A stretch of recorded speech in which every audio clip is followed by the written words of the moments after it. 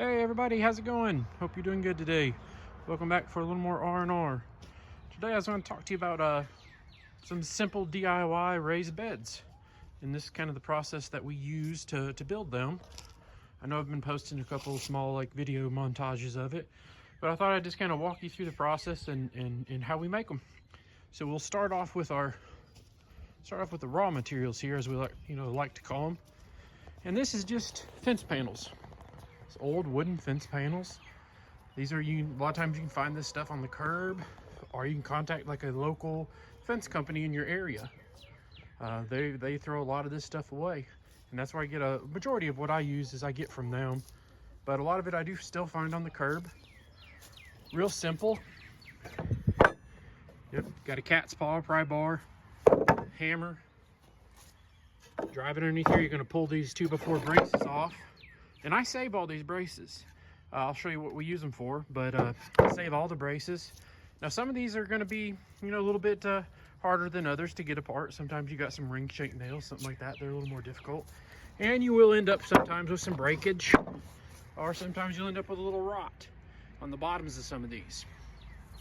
But all that's kind of, you can work around it and make it work for what you want to do it with. But it's real simple. I just use this little work table here. It's made from some pallets. Don't mind the shaky camera here. But real simple. This is set up with pallets. You turn the board over. You drive your nails through. You turn it back over. And then I like to use a little board to give me a little extra leverage. And you can pull the nails out. You can kind of see here that profile of that board there. Profile it is now and how many nails that's pulled. But that's a real simple process about pulling your nails. This is an 8-foot long board here. The other material that I get is 6-foot long, but it's very simple. Simple tools, regular old skill saw. This is just a cheap Ryobi one found on Marketplace. I've had this several years now and it works great. I like to use a speed square, carpenter's pencil, tape measure, and then I just use a hammer and some nails. You could use screws if you wanted to. I just find nails kind of a cheap logistics thing. They're a little bit cheaper to buy, and they do go in just as well. You could use an air nailer if you wanted to. Occasionally we will use this little pipe clamp here, or bar clamp. Sometimes they won't line up right. You can kind of close the gap with that. But yeah, anyways, we do 3-foot by 5-foot. That's kind of the best dimensions that I've kind of come up with. So all you're going to need to do is 4 pieces at 3-foot, 4 pieces at 5-foot. On the 5-foot links, I mark at 30 inches or 2.5 feet. And the reason why I go ahead and do that is because your bracing that you're going to use, this is the bracing that we took off of the fence panels. You're going to put that in the corners. You're going to need 6 of those. So you're going to have 1 on each end, 1 in the middle, and that's why you mark it at 30 inches. But again, this is a quick, easy way to build some raised beds. Again, we are using this treated material. And then all your off-cut material, you are going to have some scraps like right here. But a lot of your other off-cut material, things of this nature, I like to turn into some of the other projects that we do around here. I've kind of posted in some older videos. I don't know if some people that might have been around a while have seen them. I make these little things like these little wooden Cosmo flowers, or these little wooden daffodils here. And a lot of that's just made from offcuts. So as you can kind of see here, this is the top of these old fence pickets. And they're just made from offcuts. And that way you have little to no waste. But yeah, going back to the raised beds, this is something that you can do very easily. They sell really well on marketplaces. Again, a lot of times we sell them. Since I started posting, I think we've already sold 8 in the past 2 days. And they're very, I can probably build one of these, in about 30 minutes. And that's pretty reasonable time, and me, just using a hammer and a nail. And again, they're 3-foot by 5-foot.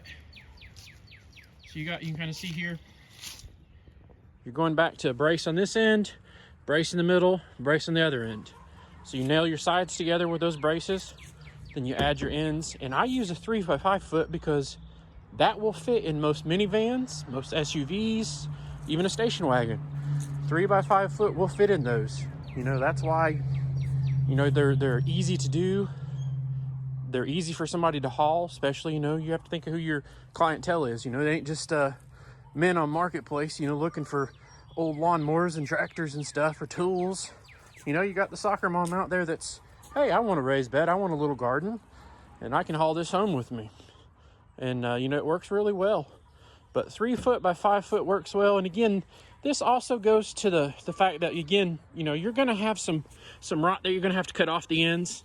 You're going to have that top profile, whether it's a dog-eal, colonial, something like that. You're going to have that to cut off on the other end.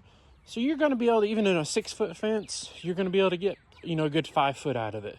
If you have a 4 foot fence, you know, you're going to be able to get, you know, 3 foot. You can do 3 foot by 3 foot. And that's just something that you can do. But anyways, hopefully you find this useful.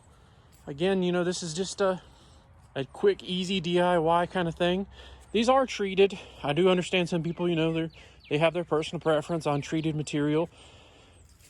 That's just kind of a decision you're going to have to make on your own. I can't justify, and most people in our area, you couldn't justify building this out of cedar. If you try to build it out of cedar, you're going to have $100 in materials. If you tried to build it out of composite stuff, you're going to have $100 in materials. And that's just kind of where it's at. But most people, you know, they're okay with the pressure treated stuff, but there is that inherent risk, and that's just something that you have to decide for yourself whether or not you wanted to do it. You know, if you how you feel about that. But anyways, hopefully you guys enjoyed the video. Maybe this explains a little further and to give you some ideas to kind of go make some of your own raised beds. You guys have a good day.